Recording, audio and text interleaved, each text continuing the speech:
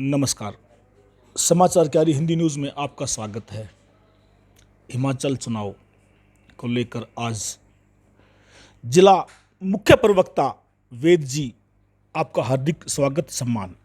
Thank you so much जी, आपका भी अभिनंदन। Thank you. चुनाव का समय है, स्वाभाविक है चुनाव पर ही बात करेंगे। बिल्कुल जी। आप हिमाचल के मूल निवासी हैं, यहीं से रहते हैं, यही जन्म हुआ आपका, यहीं आप पढ़े लिखे हैं, आपने काफ़ी राजनीति देखी है। इस बार के चुनाव हिमाचल के लिए खास हैं या नहीं?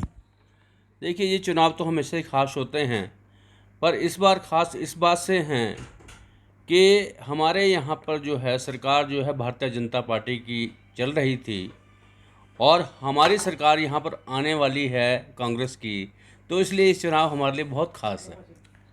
हर पार्टी हर जगह यही बोलती है कि हमारी सरकार आने वाली है। अब किस आधार पर कह सकते हैं कि आपकी सरकार आने वाली है?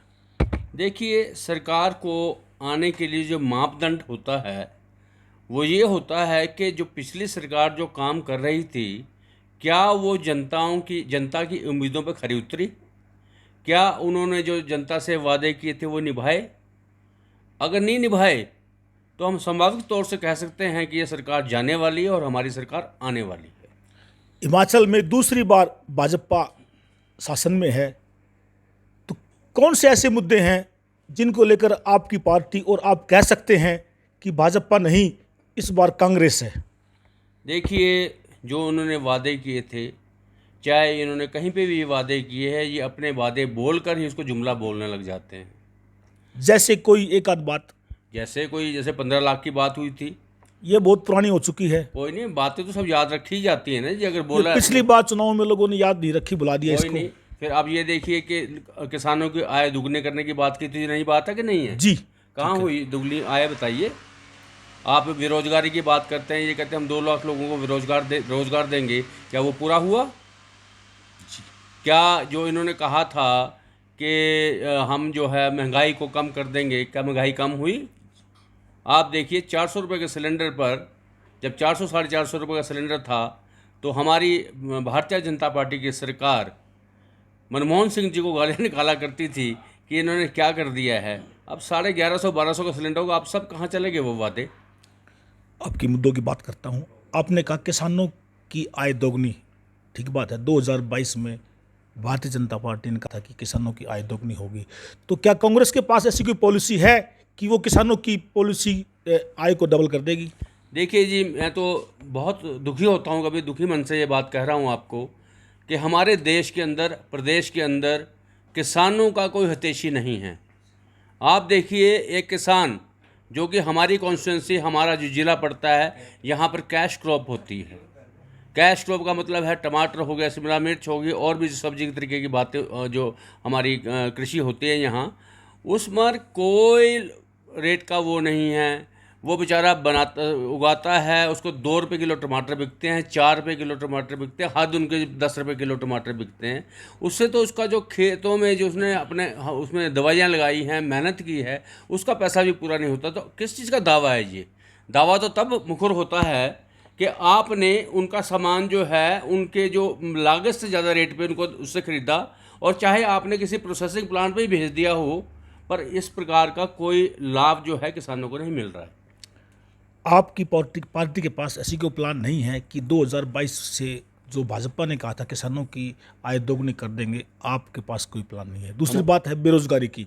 आपने कहा कि बेरोजगारी बढ़ी है, तो क्या कांग्रेस पार्टी के पास ऐसी कोई प्लान है कि आपने जनता को बताया हो कि हम इस योजना से बेरोजगारी दूर करेंगे? देखिए जी, हमारे पास तो 10 गारंटी हमने इस पर हिमाचल प्रदेश में ये उतारी हैं कि हम ये करेंगे, और 10 हमने वादे किए हैं।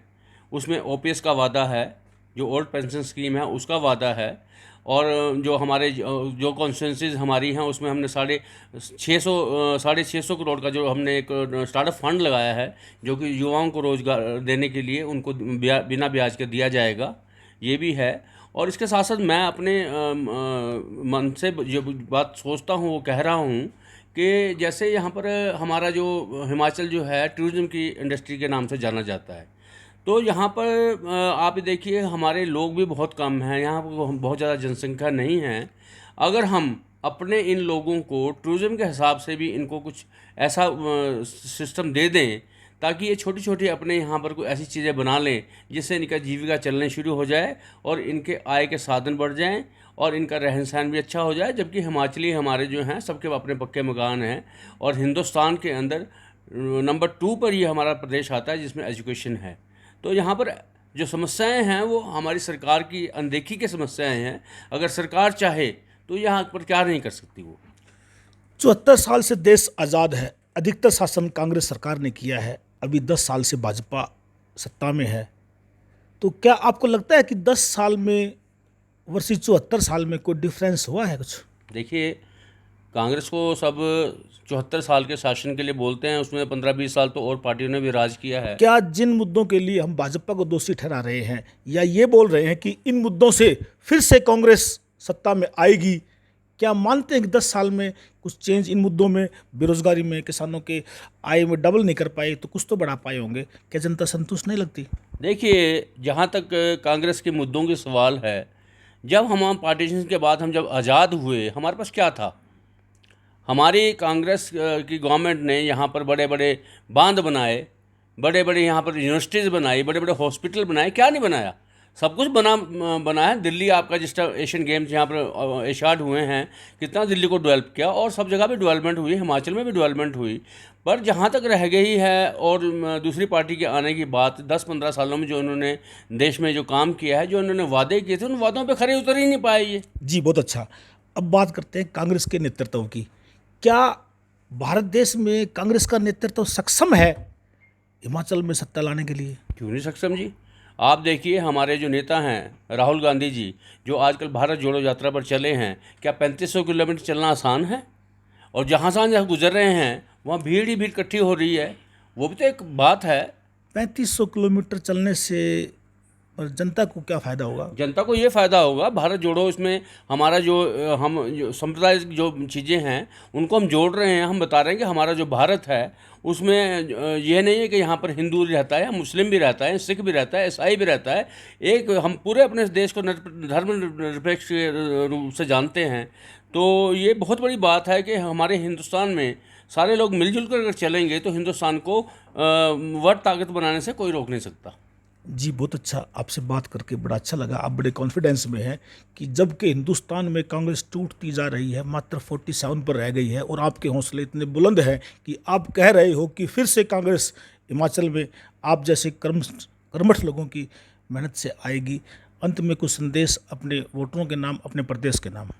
मैं आपके चैनल के माध्यम से अपने प्रदेशवासियों और देशवासियों को मैं अपनी तरफ से ये अपील करना चाहता हूँ कि गिरते हैं सवार ही मैदान जंग में, वो तिफ़्र क्या करेंगे जो घुटनों के बल चलें। क्या हुआ? हार जीत होती रहती है। कोई ऐसा नहीं होता कि कोई चंद समय के लिए हारा है तो सारी ज़िंदगी उसके किस्मत में हार ही लिखी जाएगी। बहुत सारी कहानियाँ हैं कि ब्रूस एंड द स्पाइडर की कहानियाँ, अब्राहम लिंकन की कहानियाँ और बहुत कहानियाँ हैं। उन कहानियों पर आचरण करते हुए कांग्रेस पार्टी का साथ दें और एकजुट होकर जो ये ताकतें हैं इनको इनके खिलाफ वोट करें और एक बार फिर कांग्रेस को मजबूती से हिंदुस्तान में लाएं। जी, बहुत अच्छा। सभी पार्टियां दम भरती हैं अपनी पार्टी की सत्ता आने का। आने वाली 12 तारीख को अब निर्णय होगा कि कौन सत्ता पर आएगा, किसका होगा राज। नमस्कार, धन्यवाद।